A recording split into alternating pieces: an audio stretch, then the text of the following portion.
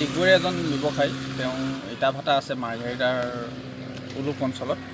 তেওঁ প্ৰায় ২৭জন সন্দেহজনক বাংলাদেশী মানুহ আনি তাত কাম লগাই আছিলে বুলি তেওঁ আলোচনাত তেওঁ কয় কথাটো। আৰু নৱেম্বৰ মাহৰ পৰা তেওঁ কামত লগাই আছিলে। আজি তেওঁ ইয়াত আনিছিলে, ড্ৰিমলেণ্ড বুলি এখন হোটেল আছে, ইয়ালৈ লৈ আহিছিলে মানুহখিনিক।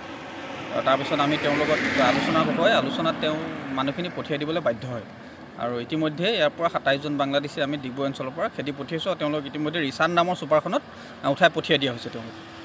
আৰু মালিকেও আমাৰ লগত সৌজন্যমূলক আলোচনা কৰি পঠিয়াই দিয়াত সহায় সুযোগ কৰাৰ বাবে মালিকক ধন্যবাদ দিছোঁ। আৰু অনাগত দিনত যাতে তেওঁ এনে কাম আৰু নকৰে তাৰ বাবে তেওঁক সকীয়াই দিয়া হৈছে।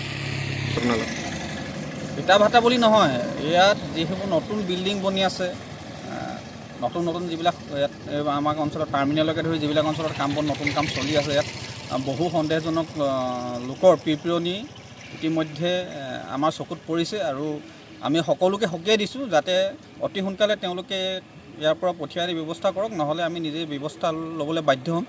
আৰু মাৰ্ঘেৰিটা অঞ্চলতো বহুত শুনিছোঁ, কুদ্দুছ ভাটা বুলি এটা ভাটাত আছে, তাতো বহুত বুজন পৰিমাণৰ সন্দেহজনক লোকে কাম কৰি আছে বুলি আমি শুনিবলৈ পাইছোঁ।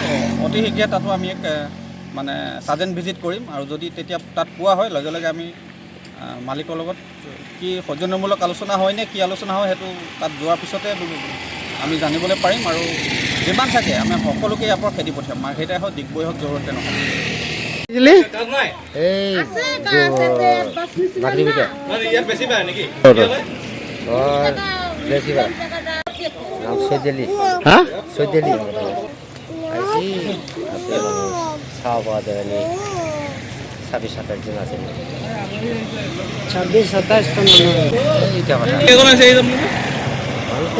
মানুষ তো 22টা আছে।